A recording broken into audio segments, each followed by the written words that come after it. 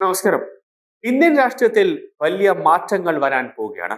കോൺഗ്രസിന്റെ അമരക്കാരിയും രാഹുൽ ഗാന്ധിയുടെ അമ്മയുമായ സോണിയാഗാന്ധി ഇന്ത്യ വിട്ട് വിദേശത്തേക്ക് പോവുകയാണ് എന്ന വാർത്തകളാണ് ഇപ്പോൾ പുറത്തേക്ക് വരുന്നത്. അതായത് ലണ്ടനിലേക്ക് താമസം മാറാൻ സോണിയാഗാന്ധി ഒരുങ്ങുന്നു.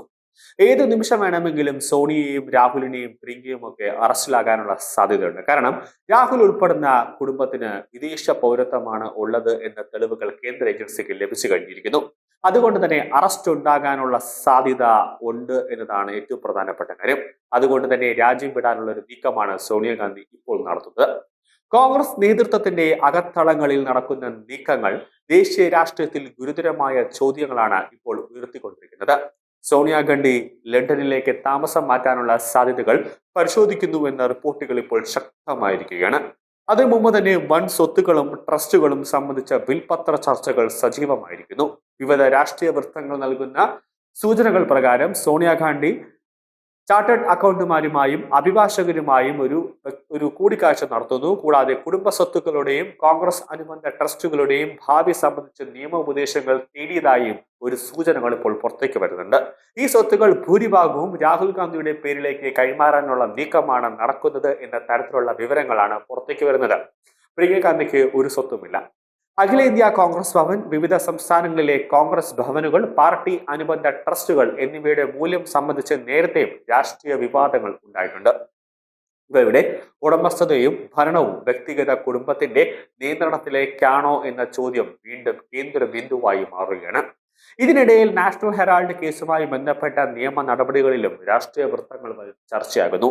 കേസ് ഇപ്പോഴും കോടതികളുടെ പരിഗണനയിലാണെങ്കിലും തുടർ നടപടികൾ കടുപ്പത്തിലേക്ക് നീങ്ങുമെന്ന സൂചനകളാണ് ചില റിപ്പോർട്ടുകൾ നൽകുന്നത്. അതുകൊണ്ടാണ് സോണിയാഗാന്ധി ഇന്ത്യയിൽ നിന്നും വിദേശത്തേക്ക് ഒളിവിൽ പോകാനുള്ള ഒരു സാധ്യത ഇപ്പോൾ നിൽക്കുന്നത്.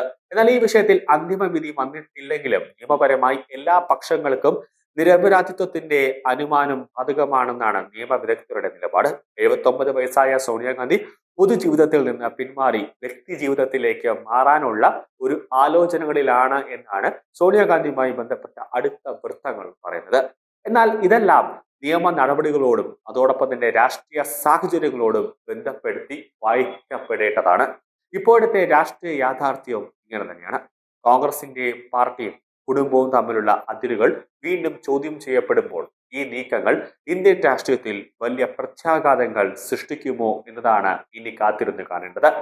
കൂടാതെ ഭാരതത്തിൽ മുഴുവനും കോൺഗ്രസിന് അടിമതർന്നു. ഇനി കോൺഗ്രസ് എന്ന പാർട്ടി ഭാരതത്തിൽ ഇനി വളരാനുള്ള സാധ്യത 99% ഇല്ല. എല്ലാ സംസ്ഥാനത്തും, അതായത് ഭരണമുള്ള സംസ്ഥാനങ്ങളിൽ പോലും ഒരു തെരഞ്ഞെടുപ്പ് നടക്കുമ്പോൾ കോൺഗ്രസിന് അവിടെ ഒരു സീറ്റ് പോലും കിട്ടാതെ നാണം കെട്ട് ദയനീയമായ പരാജയത്തിൽ ഏറ്റുവാങ്ങുന്നു.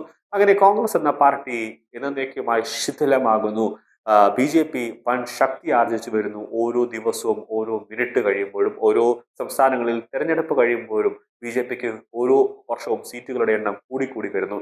അങ്ങനെ കോൺഗ്രസ് എന്ന പാർട്ടിയിൽ നേതാക്കളെല്ലാം തന്നെ കോൺഗ്രസ് എന്ന പാർട്ടിയെ വിട്ടുകൊണ്ട് BJPയിലേക്ക് ചേക്കേറുമ്പോൾ കോൺഗ്രസ് എന്ന പാർട്ടി ആ ആസ്ഥാന മന്ദിരത്തിൽ താഴിട്ട് പൂട്ടാനുള്ള ഒരു നീക്കം വരുന്നു. അപ്പോൾ ഇനി ഭാരതത്തിൽ കോൺഗ്രസിന്റെ പാർട്ടിയും വെച്ചുകൊണ്ട് നിൽക്കേണ്ട കാര്യമില്ല. 80 വയസ്സായി. അപ്പോൾ ഇനി മക്കളുടെ കയ്യിലേക്ക് ഈ കോൺഗ്രസ് എന്ന രാഷ്ട്രീയ പ്രസ്ഥാനവും മറ്റ് സ്വത്തുക്കളെല്ലാം മക്കളുടെ കയ്യിൽ ഏൽപ്പിച്ചിട്ട് ലണ്ടനിലേക്ക് പോകാൻ ഉള്ള ഒരു നീക്കമാണ് കോൺഗ്രസ് ഇപ്പോൾ സോണിയാഗാന്ധി ഇപ്പോൾ നടത്തുന്നത്. അവിടെ പോയിട്ട് സോണിയാഗാന്ധിയുടെ കുലത്തൊഴിൽ അവിടെ തന്നെ സോണിയാഗാന്ധി നടത്താനുള്ള ഒരു ശ്രമവും ഇപ്പോൾ നടക്കുന്നുണ്ട്.